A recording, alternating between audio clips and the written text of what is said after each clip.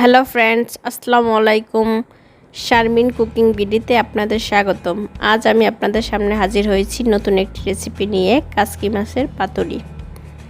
এখানে আমি half KG কাসকি মাছ কেটে ধুয়ে পরিষ্কার করে নিয়েছি, আর নিয়েছি মাঝারি দুটো আলু স্লাইস করে আমি কেটে নিয়েছি আমি পেঁয়াজ কুচি, 4-5টা কাঁচা মরিচ কেটে নিয়েছি রসুন কুচি, লাল মরিচের গুঁড়ো, হলুদ গুঁড়ো, পরিমাণ মতো লবণ, আর নিয়েছি ধনে পাতা।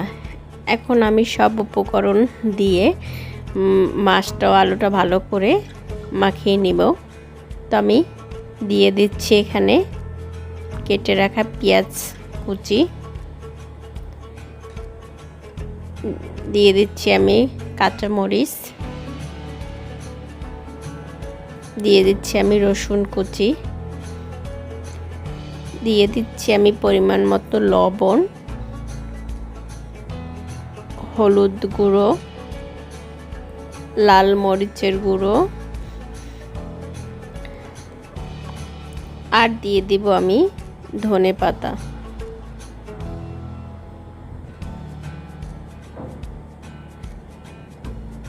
এখন আমি পরিমাণ মতো তেল দিয়ে মাখিয়ে নিব, সব উপকরণগুলো ভালো করে মাখিয়ে নিব। তো দিয়ে দিচ্ছি তেল, এখানে আমি সয়াবিন তেলই ইউজ করছি। তো আমি ভালো করে মাখিয়ে নিচ্ছি। তো মাখানো আমার হয়ে গেছে। এখন আমি একটা কলা পাতায় এই উপকরণটি দিয়ে দিব, দিয়ে দিচ্ছি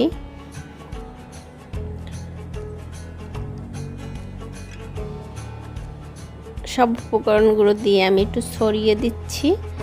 এখন আমি উপরে আরেকটা কলা পাতা দিয়ে ঢেকে রান্না করে নিব। তো আরেকটা কলা পাতা দিয়ে দিচ্ছি উপরে আমি। তো আরেকটা কলা পাতা দিয়ে আমি সামান্য ভাঁজ করে একটা রশি দিয়ে হালকা করে বেঁধে দিব, যেন কলা পাতাটা সরে না যায়।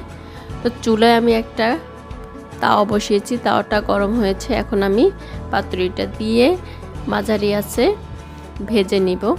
তো আমি ঢাকনা দিয়ে ঢেকে শিলনোড়া দিয়ে চাপা দিয়ে দিচ্ছি। তো 20 মিনিট এভাবে আমি ভেজে নিব। চলে এসেছি 20 মিনিট পর।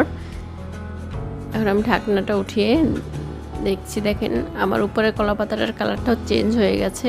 এখন আমার এক পাশ ভাজা হয়ে গেছে। এখন আমি উল্টিয়ে অপর সাইড ভেজে নিব। তো উল্টিয়ে দিচ্ছি আমি। এখন আমি আবার একটা ঢাকনা দিয়ে ঢেকে শিলনোড়া দিয়ে চাপা দিয়ে আবারও 20 মিনিট চুলাটা লো আঁচে রেখে রান্না করে নেব।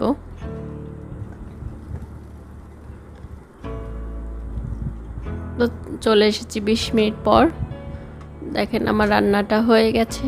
এখন আমি চুলাটা বন্ধ করে পাতুরিটা উঠিয়ে আপনাদের পরিবেশন করে দেখাবো।